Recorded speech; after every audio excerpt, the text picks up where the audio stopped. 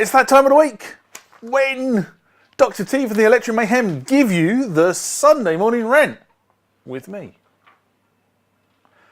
It's that time of the day when day fades into night and light goes to dark. It's actually Sunday afternoon. And here we are, Sunday afternoon. Now, last week, I waved this under the camera and said, "What is it? I don't recognise the media." Well, thank you, Platomatic and Forward State, because you told me what this media was. So this cartridge, which I've got over here, is a SideQuest, is it a SQ drive? Okay. I believe this is a 44 megabyte media, although they did at the point in time where this was manufactured, I think it was both 44 and 88 megabyte media were being produced by this company. And if you look around the internet, unfortunately you can't find very much on this stuff now. I did find a few on sale, or had been on sale, but they're no longer on sale. But there's one that's inside a rack mount housing. By the looks of the picture, the rack mount housing has seen better life, and I suspect it's just a case with a power supply in it, judging by the photograph on top of a 770. And then there's the 88 megabyte version, which is at this point unbranded as a SideQuest inside somebody else's case in there. So that would have been a generic 5¼ inch SCSI hard drive media casing with a power supply in it, and there's the 88 megabyte SQ drive in it. So yes, so that's exactly what they asked. But you solved the mystery, and it also allowed me to look up or try and do some research on the sample archive itself. Now I can't find an awful lot on the sample archive in the sort of time I was looking. But I did find this photograph on the internet, and that shows at least 8 volumes of this sample archive available for the 770. So that was actually on sale about a year ago, as far as I can see. So somebody actually got a bargain there. They were being sold with the 770 sampler.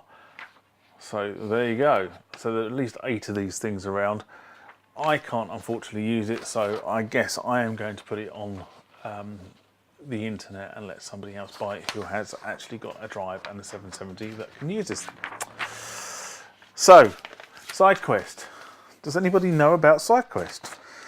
Well, the answer is I do, because I did a little bit of research about them, because I was just intrigued about the company, because I didn't, it's one of those things, isn't it? Anyway, so SideQuest as a company made the SQ drive, and the reason why I thought I recognised this was because when I first started work as an accountant, and I did a lot of work in the media sector, as in doing accounts for media companies. And back in those days when the internet was pretty pathetic and you didn't have 10 megabytes or 100 megabytes to your house, you would luckily, if you got 14.4K on a dial-up modem, these things were used by media. And what you would do is the media house would effectively burn its copy onto this thing, and would give it. You used to get given over to the courier, and the courier would whiz around London, which is where I worked, to the printers, and they would put this into their system, and they would load the copy up onto their desktop publishing system and load it onto the printers, and that's how the magazines got printed. That's what these things were used for. Not only for sampling, but proper industrial use for them. Anyway, that's why I recognised it, but I couldn't place it. It was only when Platomatic and Forward State said what they are, it sort of came back to me. SideQuest Technology were formed in 1982, so about 10 years before that, when I was working in those areas. Predominantly supplying disk drives and SCSI apparatus to as I said, the desktop publishing and Macs. Went bankrupt in 1998, bought by Omega, which is why when I was looking at their drives, they look very similar to Omega. They do, probably because the late Omega stuff probably ripped off a lot of their patents because they bought them. Unfortunately, Omega also has almost gone bankrupt. They were bought by EMC in 2008, who then merged with Lenovo to become Lenovo EMC. So the company itself, or the IP of this SQ drive, now resides within that company, but unfortunately the technology is long since gone. The problem is that the SCSI drive and this media has been far, far exceeded now by the capabilities of things like compact flash and SD cards. So why would you make a SCSI device that can load those when you can get 16 gig on an SD card or 64 gig on an SD card or whatever it happens to be? So unfortunately the technology is long since dead. So I can't use this. So I think this is going back on the internet to find a home for it. There you go, that's what it was. It's mystery solved, and I say thank you to those viewers who told me what they are. Now, the second thing I'm going to do is I'm going to read this. Now, this was on one of the Roland user groups, and it's about the Roland Cloud service, right? So I'm going to read it literally as the user wrote it. Thoughts on the Roland Cloud service. I'm aware that many are unhappy about the subscription model, me being one of them. But as a boutique owner myself, USB audio is giving me real headaches with driver problems and sampling rates. The audio recording is time consuming, and I'd love a way to have those hardware synths readily available without having to deal with separate recording. My idea is to explore all the plugins it can offer and leave the hardware for jamming, live jamming, set performing and composition. Feel free to share your thoughts. PS, for the record, I own 4 Arias and 4 boutiques. Linking them together is a pain in the arse due to the incompatibility of sample rates. To make matters worse, I'm a Windows user. Well, unfortunately, mate, yeah, being a Windows user probably isn't the best thing in the world for this sort of stuff. I personally own 4 boutiques and 5 bits of ARIA equipment. And I have to be honest and say I haven't experienced the same problems as this particular person in terms of sampling rates, but then I'm using a Mac, so I don't know whether the difference is. But what's really interesting about it is how he intends to use the Roland Cloud service. Now, I'm not a great lover of the subscription model. I would prefer to buy the software outright and maybe just repurchase it or take a what we used to call in the software industry a subscription service, an SS, to actually upgrade the software itself rather than paying a monthly fee. That, to me, I don't like that. I don't like the idea of having to have somebody take money every month out of my bank account for something I may or may not use to its full extent.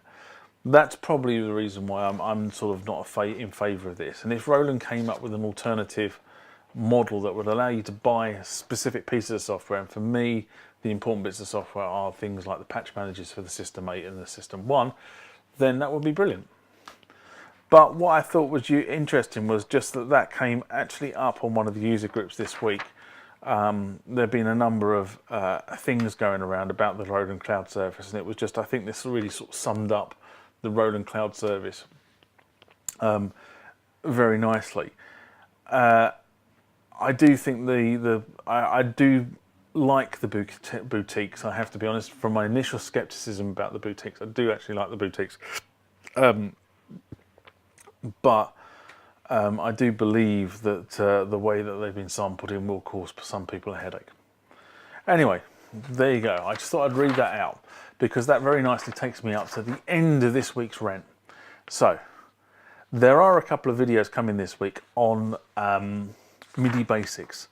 Alright, it may sound a bit Mickey Mouse to those of you out there who really understand this stuff, but there have been a number of comments on the channel about people who are just asking me, can I just go over the basics?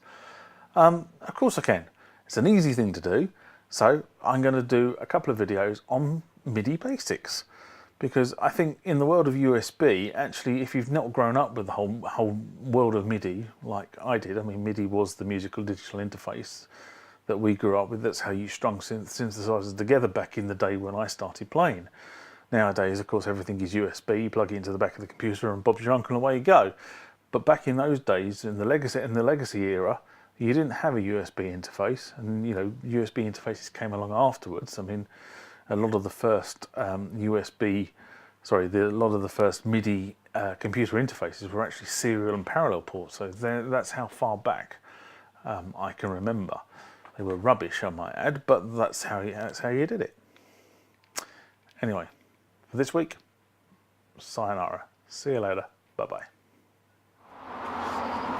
So this is the point in the video where I turn around to you, my viewer, and say, if you enjoyed the content of this video, please give it a thumbs up.